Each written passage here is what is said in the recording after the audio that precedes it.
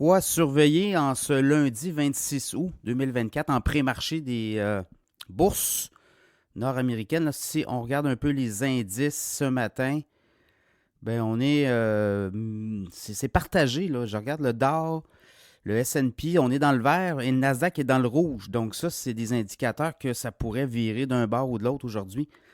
Il n'y a pas de direction claire. Le pétrole monte. Certainement, ça c'est clair. Là, le pétrole monte de 2,12 $ 76,95 avec ce qui se passe au moyen Proche-Orient.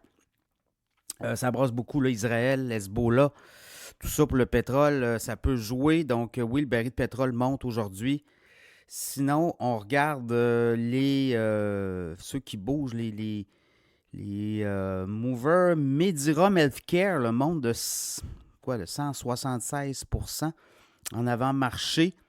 Des fois, il y a des petites histoires, des transactions. Prestige Wealth monte de 117%. Aussi, Asset Entities, 41%. Mira Pharmaceutical, 38%. Donc, c'est un peu ça qu'on voit. C'est sur notamment les soins de santé, les pharma. On regarde un peu du côté de l'Europe. C'est un petit peu en montée, là, 0,32. Le Stocks Europe 600, donc pas beaucoup de hausse. Du côté du Nikkei au Japon, ça a baissé de 254 points jusqu'à présent, donc on est en baisse de 0,7%. Donc aujourd'hui, on va avoir pas grand-chose de données. Je regarde au niveau des compagnies qui vont donner leurs résultats financiers. Il n'y a pas beaucoup de choses sur la ligne de départ. Là. Je regarde aujourd'hui Trip.com, BHP. Demain, la Banque Scotia, BMO. Donc, c'est plus demain. Puis mercredi, là, Nvidia, Chewy, entre autres. Mais Nvidia, Salesforce, la Banque Royale. Donc, ça va être une grosse semaine pour les financières au Canada. Et Nvidia, qui pourrait être le coup de tonnerre, parce que tout le monde attend voir si ça se consolide, si Nvidia est capable de livrer encore davantage.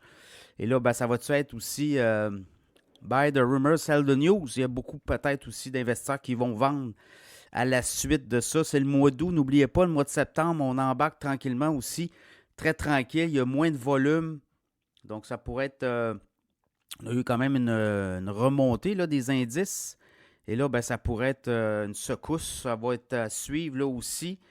Si vous regardez théoriquement ou depuis plusieurs années, là, le mois d'août, le mois de septembre, c'est pas toujours relax, même octobre.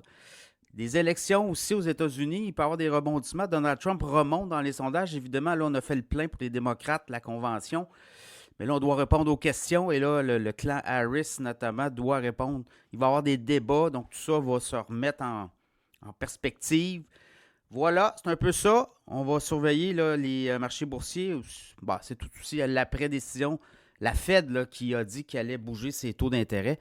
Donc, on va digérer tout ça. Et on va voir, il y a d'autres données financières. Donc voilà, très mitigé aujourd'hui. Là, ça pourrait soigner d'un bord comme de l'autre.